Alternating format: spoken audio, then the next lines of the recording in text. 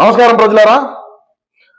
నేను వీడియోని మొదలుపెట్టే ముందు మా పార్టీకి సంబంధించినటువంటి మాజీ శాసనసభ్యురాలు, అదేవిధంగా మాజీ మంత్రివర్యులు ఆర్కే రోజా గారు ఆమె నోట్లో నుంచి ఏం మాట్లాడినా కూడా అది జరుగుతుందా, లేదు రోజా గారి పాదం ఎక్కడ పెడితే అక్కడ అది ఏ విధంగా ఉంటుంది అనేది నేను అడగడం కాదు. మా పార్టీకి సంబంధించినటువంటి ఓళ్ళే కదా, మా కడుపు చించుకుంటే మా కాళ్ళ మీదనే కదా పడుతుంది.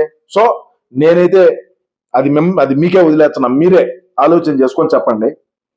ఆర్కే రోజా వాక్కు కానీ పాదము కానీ ఎటువంటి పాదం ఎటువంటి వాక్కు అనేది మీరు కామెంట్లు పెట్టండి.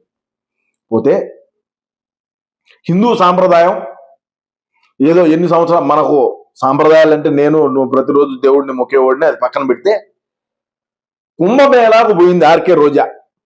అక్కడ పోయి పాదం ఆడ మోపింది. 20 మంది కథం, 20 మంది పోయారు, గాలిలో కలిసిపోయారు. 20 మంది కుంభమేళాకు వచ్చినటువంటి వాళ్ళు 20 మంది పోయినారు.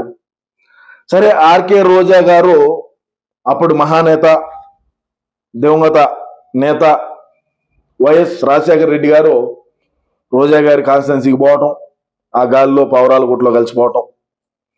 అదేవిధంగా ఎందుకు క్రికెట్ గెలుచాదని చెప్పింది. ఎందుకంటే 20 మంది ప్రాణాలు గాలిలో కలిసిపోయినాయని ఎవరికైనా మనము ఉప్పుగారం తింటున్నాం, ఎవరికైనా బాధే ఉంటుంది. ఎందుకంటే మా పార్టీకి సంబంధించిన వాళ్ళే కదా. ఇప్పుడంతా ప్రపంచం అంతా కూడా ఓరిడే మా ఆర్కే రోజా మా కుంభమేళా పోయినా కూడా మన తెలుగు వాళ్ళు ఆడినా. మళ్ళీ ముఖ్యంగా చెప్పుకుంటే అటు మళ్ళీ అహ్మదాబాదు, ఆ గుజరాత్, మహారాష్ట్ర, బాంబే, ఢిల్లీ, పూణే ఆ ఏరియా వాళ్ళందరూ కూడా ఆర్కే రోజా అనేటువంటి వ్యక్తి వచ్చిందంట. ఈమె ఇప్పుడు ఇండియాలోనే పెద్ద స్టార్ అయిపోయింది. ఇటువంటి వ్యక్తిని మనం ఎక్కడైనా చూసుంటామా? ఈ విధంగా పాదం మోపింది, అస్సాం అయిపోయినారు 20 మంది అని చెప్పి చెప్తున్నారు.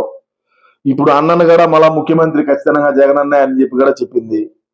నేనేమి తెలియజేస్తానంటే ఆర్కే రోజా గారికి, రోజాక్క నువ్వు ఎక్కడా కూడా ప్రెస్ మీట్ ముందు కానీ, అదేవిధంగా ఎక్కడైనా సరే నువ్వు పార్టీ కార్యక్రమాల్లో కానీ, లేదు జగనన్న ముఖ్యమంత్రి అవుతాడని కానీ, లేదు ఊహ రకంగా కానీ నువ్వు ఎక్కడక్కడ నోరు తెరిచి మాట్లాడుద్దామా, నీకు దండం పెట్టి చెప్తున్నా. ఎందుకంటే మన నాలుక మీద ఏమున్నాదో తెలీదు. అదేవిధంగా చూస్తే బాధ. ఎందుకంటే ఈరోజు చూసుకున్నట్టయితే మీరు కేసీఆర్ గారు బ్రహ్మాండంగా పాలించేటువంటి వాడు.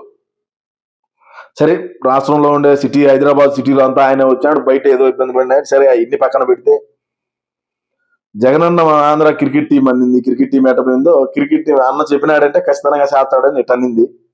మనకి ఇప్పుడు క్రికెట్ టీం జరిపేట్టుగానే ఉన్నారు. నువ్వు ఒక ఎక్స్ట్రా ప్లేయర్ 12 మంది సరిపోతారు. ఇప్పుడు మళ్ళా ఏమంటాదంటే ఖచ్చితంగా జగన్మోహన్ రెడ్డి గారు మళ్ళా ముఖ్యమంత్రి అవుతాడు, ఏం తొందర ఏం వద్దు అన్నావు మొన్న ఈ మధ్య ప్రెస్ మీట్ పెట్టి.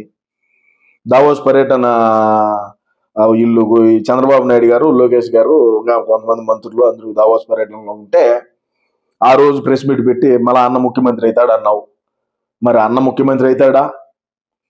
మరి అన్న ముఖ్యమంత్రి అయ్యేట్టుగా నువ్వు చేతనావా పనులేమన్నా?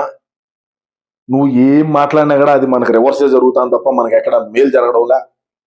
నేనేం తెలియజేస్తానంటే ఆర్కే రోజా గారికి, అమ్మ ఆర్కే రోజా, నువ్వు ఏం మాట్లాడొద్దు, జబర్దస్త్ చేసుకో. మొన్న ఏదో షూటింగ్ ఇక్కడ పోయినావు కదా, మొన్న ఈ మధ్య సంక్రాంతి ఈవెంట్లకు దేనికో పోయినావు.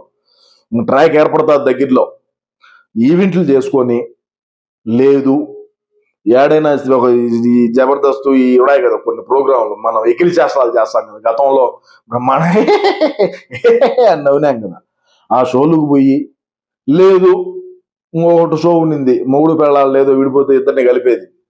సరే, ఆ కలిపే షో అయినా ఒకటి పెట్టుకో, ఏదో ఒకటి పెట్టుకొని నువ్వు నీ ట్రాక్ అట్ట కొనసాగి. కానీ ఇట్ట రాజకీయం వైపు, జగనన్న వైపు, తాడేపల్లి ఇంటి వైపు రావద్దని చెప్పి రోజాకు విన్నవించుకుంటూ, ఏదేమైనప్పటికీ కూడా అక్క పాదం 20 మంది గాల్లో కలిసిపోయినారు. వాళ్ళ కుటుంబాలకు నా ప్రగాఢ సానుభూతిని తెలియజేసుకుంటూ, ఏదేమైనప్పటికీ కూడా రాష్ట్ర ప్రజలారా, నేను ఆర్కే రోజా గారికి నా సీమరాజా మీడియా ముఖంగా తెలియజేసేది ఏంటంటే, మీరు దయచేసి ఎక్కడా కూడా బయటకు వచ్చి అన్న ముఖ్యమంత్రి అవుతాడని కానీ, లేదంటే ఇంకొక రకంగా కానీ ఎక్కడా కూడా మీరు మాట్లాడొద్దు. మీరు టీవీ షోలకి పరిమితంగా అండి. అన్నను ముఖ్యమంత్రి చేసే బాధ్యత సీమరాజా తీసుకుంటాడని ఆర్కే రోజా గారికి మరొకసారి తెలియజేసుకుంటూ, మీ అమూల్యమైనటువంటి అభిప్రాయాన్ని తప్పకుండా కామెంట్ రూపంలో తెలియజేయండి. నమస్కారం.